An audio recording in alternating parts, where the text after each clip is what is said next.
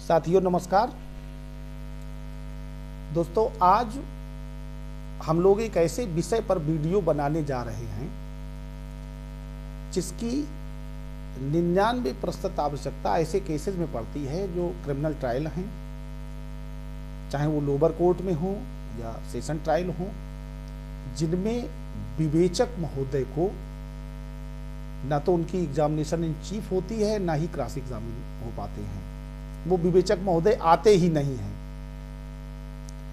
तो ऐसी स्थिति में हमारी केस पर क्या प्रभाव पड़ेगा अगर विवेचक की, इन्वेस्टिगेशन ऑफिसर की गवाही नहीं हो पाई है। दोस्तों, पूरा वीडियो देखें, बीच में स्किप करके अगर देखते हैं तो वो महत्वपूर्ण पार्ट छूट जाएगा जिसके लिए मैं ये वीडियो बना रहा हूं।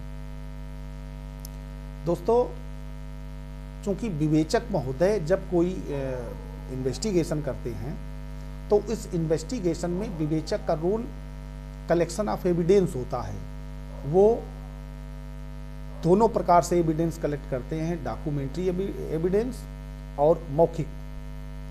तो मौखिक एविडेंस के रूप में 161 के बयान दर्ज होते हैं।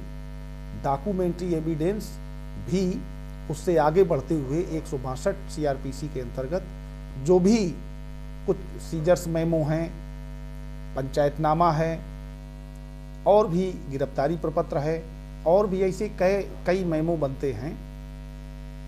कोई चीज़ बरामद होती है, कहीं कोई डीडी लिखी गई है, तो बहुत सारी चीज़ें कलेक्शन करके वो आरोप पत्र के रूप में गवाहों के नाम बताते हुए सीरियल और अपनी राय ऑनेबल कोर्ट को 173 2 सीआरपीसी के अंतर्गत सौंपते हैं। तो ऐसी स्थिति में जिस व्यक्ति ने वो पूरा इन्वेस्टिगेशन किया, लगभग हर फैक्ट से वो वाकिफ है और उस व्यक्ति को कोर्ट में ना तो क्रॉस एग्जामिन कराया गया, ना ही एग्जामिनेशन इन चीफ कराया गया, वो उपस्थित ही नहीं हुआ, तो उस केस की सार्थकता पर क्या प्रभाव पड़ेगा? वो केस उसका क्या होगा? उसके जजमेंट में क्या एविडेंसी वैल्यू क्या है आईओ के बयान की? तो इसमें 2 केसेस हम कोट करेंगे। 2 केसेस हैं, दोनों अलग अलग हैं। एक पहला केस मैं बताना चाहूँगा, Lahu Kamalakar Patil versus state of Maharashtra. ये सुप्रीम कोर्ट केसेस में, तो ये 2013 का केस है, पेज नंबर 417 पर। इसमें कहा गया है, ऑनेबल सुप्रीम कोर्ट ने कहा है कि आईओ के बयान अगर नहीं कराए जाते हैं, आईओ की गवाही नहीं होती है कोर्ट में, तो केस की सार्थकता पर कोई प्रभाव नहीं पड़ेगा। माने वो केस जजमेंट हो जाएगा और उसमें अगर कन्विक्शन होने योग्य है तो कन्विक्शन हो जाएगा, नहीं तो एक्विटल हो जाएगा। सेम इससे उलट एक और जजमेंट में बताता हूं, Ravishwar Manjhi versus state of Jharkhand. ये 2008 का केस है, सुप्रीम कोर्ट केसेस में छपा है, 561 नंबर पेज पर। इसमें कहा गया है कि आईओ की अगर गवाही नहीं कराई जाती है किसी केस में, ना ही उसका क्रॉस एग्जामिनेशन होता है, ना एग्जामिनेशन इन चीफ होता है, तो पूरा प्रोसिक्यूशन का केस ही खराब हो जाता है।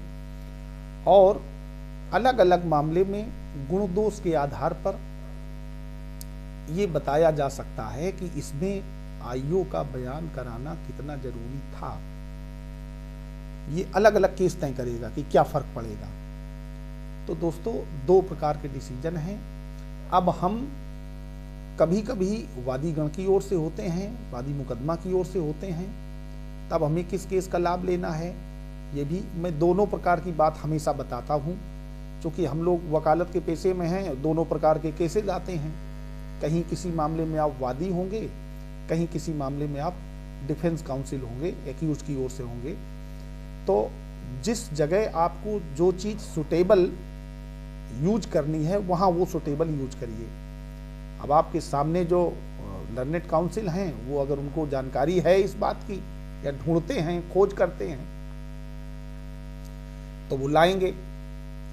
तो इस फैक्ट को हम लोग कई चर्चा होती है, हमने कई ऐसे डिसीजन भी देख लिए हैं। तो आप इनमें जब भी अपने आर्गूमेंट करें तो अपने फायदे के अनुसार, चूंकि हम लोग अपने क्लाइंट्स को फायदा दिलाने के लिए कि वो निर्दोष है, जो भी विवेचक ने कलेक्ट किया है एविडेंस, उसका साक्षिक मूल्य क्या है, जहां पर विवेचक को नहीं एग्जामिन किया गया है तो किन किन चीज़ों पर क्या प्रभाव पड़ता है, कौन सी चीज़ें साबित नहीं हुई हैं। कुछ ऐसी चीज़ें हैं जो केवल विवेचक द्वारा ही साबित होनी थी, जैसे नक्शा नजरी विवेचक ने ही तो बनाया है। विवेचक से वो प्रश्न पूछे जाना बहुत इंपॉर्टेंट था जिससे वो केस साबित होता। मान लेते हैं कहीं कोई मर्डर का मुकदमा है, अब किसी जगह पर हत्या हुई, हत्या में प्रयुक्त हथियार, डेड बॉडी, खून के छींटे, एक्यूज्ड कहां पर थे, किस जगह क्या मिला, कोई चीज और बरामद हुई। अब नक्शा नजरी में चूंकि वो भी तो पार्ट ऑफ एविडेंस है, मान लेते हैं कि वादी मुकदमा कहता है कि मैंने कत्ल करते वहां देखा था, और जिस जगह वो बता रहा है कि इस जगह डेड बॉडी पड़ी थी, उससे अगल बगल में खून के छींटे भी थे। विवेचक महोदय का नक्शा नजरी होता है जिसमें डेड बॉडी तो है, खून के छींटे कहीं नहीं बने हुए हैं, उनको नहीं आइडेंटिफाई किया गया है।